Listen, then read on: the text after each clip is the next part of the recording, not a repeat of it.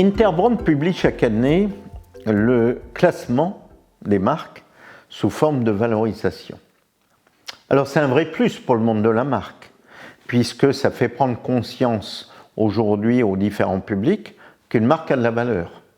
Et donc que c'est de la valeur non pas simplement en millions d'euros, mais en milliards d'euros. Et donc à partir de ça, ou en milliards de dollars. Et donc à partir de ça, Interbrand a un rôle qui est assez important dans le domaine du branding. Alors, petite critique quand même, c'est que Interbrand est d'abord non pas une société d'études sur la valorisation des marques,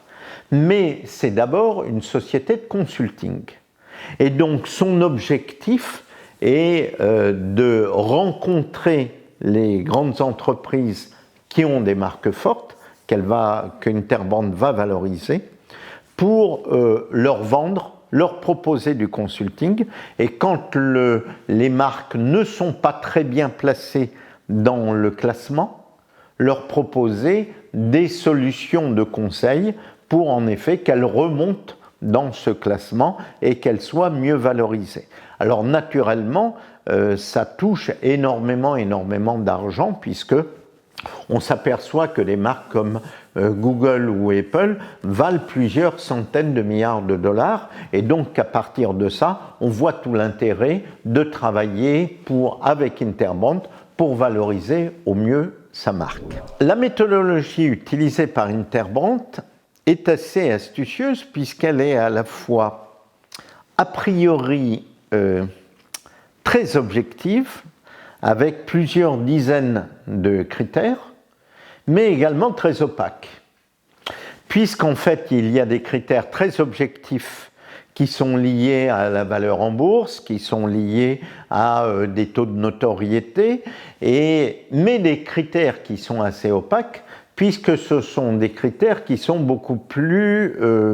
émotionnels, sur des valeurs, en effet, appelons ça intangibles. Ce qui permet à Interbrand de jouer, en effet, de critères très objectifs et de critères non objectifs, ce qui fait qu'à la sortie, si quelqu'un les attaquait sur la valeur de telle ou telle marque par rapport à une marque concurrente, ils ont toujours une réserve de critères, je dirais, intangibles, de critères a priori plus subjectifs qu'objectifs derrière lesquels ils peuvent s'abriter. La critique de fond que l'on peut faire à Interbrand est liée à la taille des entreprises et des marques qui sont évaluées, qui sont toutes des marques qui ont au moins 1 milliard de dollars de chiffre d'affaires et qui, pour la plupart, sont cotées en bourse. Et donc, en fait,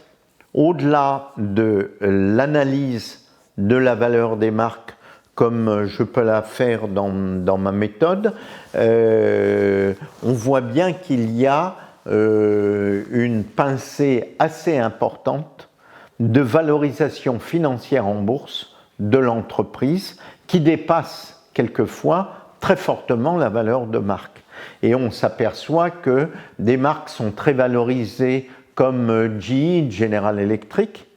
d'abord parce qu'elles sont américaines et que les valeurs en bourse à New York sont infiniment supérieures que les valeurs des groupes et des marques à Paris ou à Londres. Et le deuxième élément, bien comme le groupe a une valeur en soi extrêmement importante, je ne suis pas sûr que la marque GE, General Electric, vaille autant qu'elle est valorisée dans le classement Interbrand, mais la valeur du groupe General Electric, lui, le mérite complètement. Et donc on pourrait dire que la valeur des marques travaillées par Interbrand est un mix entre pas uniquement la valeur de marque, mais valeur de marque d'un côté et valeur d'entreprise de l'autre côté.